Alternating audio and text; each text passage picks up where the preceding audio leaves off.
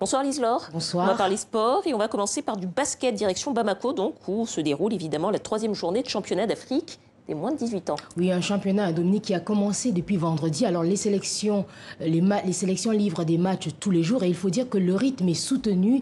Et c'est donc la Guinée qui a ouvert le bal par une 3e défaite consécutive face à la République démocratique du Congo. Le Sili a failli créer l'exploit car la Guinée menait jusqu'à la fin du 2e quart-temps avant de s'incliner, score final 85-74. Première victoire en revanche pour la Libye, une équipe en reconstruction qui s'est imposée face à l'Ouganda, 60-57. Voilà, les Libyens que l'on voit face à la RDC, face à l'Ouganda. Le Sénégal, pour l'instant, déroule. Les Lionceaux de Madiane Fall ont battu l'Algérie 70-50. Deuxième victoire pour le Sénégal. Et en fin d'après-midi, les champions d'Afrique qui semblent avoir accusé le coup après leur défaite hier face au Sénégal. Les Angolais ont difficilement battu les Rwandais et l'ont finalement emporté 80-79. On écoute la réaction des deux entraîneurs. Je pense que nous avons commencé la compétition avec la meilleure équipe de notre groupe. J'avais supervisé nos adversaires, la Tunisie et le Rwanda, qui développent leur jeu. Demain, nous avons encore un match difficile. Nous devons encore travailler. Nous avons de nouveaux joueurs, de jeunes basketteurs, mais nous n'avons pas eu une bonne préparation. C'est une première pour les garçons et nous sommes ici pour donner le meilleur de nous-mêmes. On a mal commencé. Les joueurs n'étaient pas très concentrés. Quand on a commencé, on a raté beaucoup de paniers faciles et aussi on a fait des erreurs dans la défense et c'est ce qui nous a coûté le match. C'était un sentiment de revanche parce qu'on a bien préparé l'équipe. On a commencé à préparer l'équipe en janvier.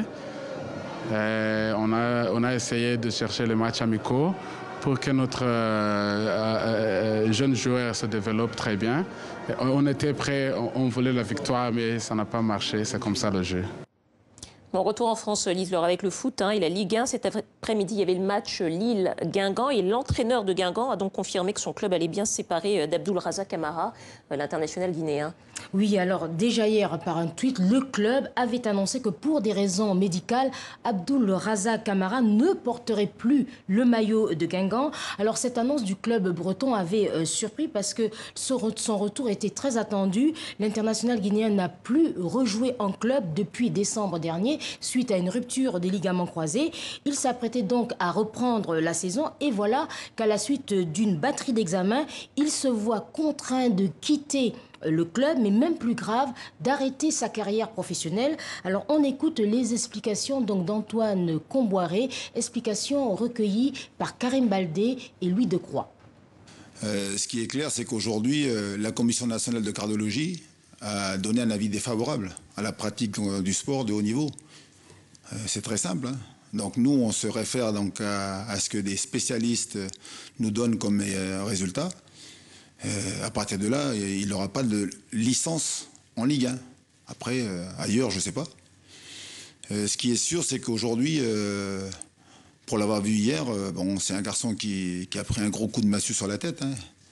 Il ne comprend pas, il est abasourdi par cette nouvelle. Bon, on va parler foot, mais pas le même, football américain cette fois. Et on va aller au Maroc. Et cette fois, c'est assez original parce qu'on va parler d'une équipe mixte de foot américain. Oui, et une équipe mixte entraînée par une femme. Elle s'appelle Ishtar Zahraoui. Alors, le club s'appelle les Pirates. Et l'objectif à long terme, c'est de créer la première équipe mixte de football américain du Maroc. La technique n'est pas encore totalement au point. Mais à force d'entraînement et de répétition, le touchdown sera au bout de la passe. Au pays du ballon rond, le football américain est une excentricité. Importé en 2012, seule une poignée d'équipes existe depuis. Ça fait plus d'1 an que je joue avec le club. Au début, je suis venue juste pour voir une amie et puis j'ai aimé l'état d'esprit et la façon dont le coach traite les membres. Je connaissais déjà le football américain, mais je ne savais pas que ça existait au Maroc. Alors, j'ai décidé d'intégrer cette équipe. Une trentaine de personnes sont présentes à l'entraînement. Au club, filles et garçons s'entraînent ensemble, sans complexe. Une anomalie dans un pays aux mœurs très conservatrices. Je ne sais pas quel est le problème chez la femme marocaine. Elle était leader dans plusieurs domaines, même sportifs. Je ne sais donc pas pourquoi elle a peur de ce sport. Ishtar Zahraoui est la coach des Pirates de Rabat. Elle a fondé le club en 2017, le deuxième de la ville. Et malgré les difficultés, elle veut développer ce sport dans le pays. Pour faire aimer ce sport auprès des jeunes Marocains, ce n'est pas facile. C'est un sport agressif qui demande beaucoup d'énergie, de travail et beaucoup de matériel aussi. Son objectif est de mettre sur pied une équipe pour représenter le Maroc. Et pourquoi pas attirer l'attention d'une franchise NFL, la Ligue nationale américaine, pour un partenariat fructueux. Voilà, merci beaucoup Lise-Laure. Je vous dis